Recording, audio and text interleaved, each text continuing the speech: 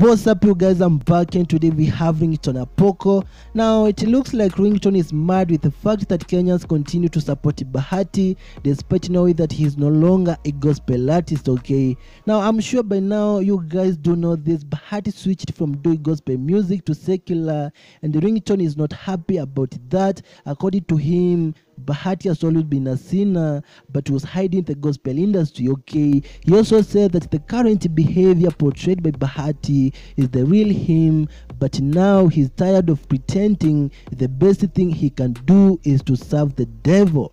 Yo, niaje wa Kenya, mimi ni Ringtone, the chairman of gospel. Nataka kujibu Bahati. Bahati, mimi sina maneno, naona ulinitukana kwa wimbo wako.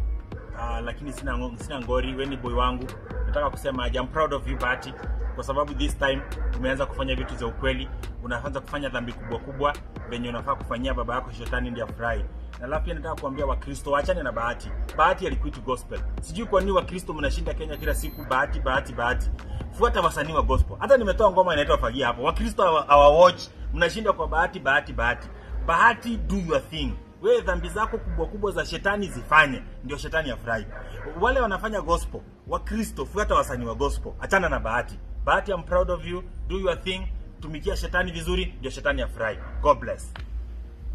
So you can see right there, Ringtone is very pissed and upset about the situation. He urges Christians to stop supporting Bahati. According to him, it's high time Kenyans start supporting real gospel musicians like himself, okay? Instead of paying attention to people who don't matter, people like Bahati who serves the devil.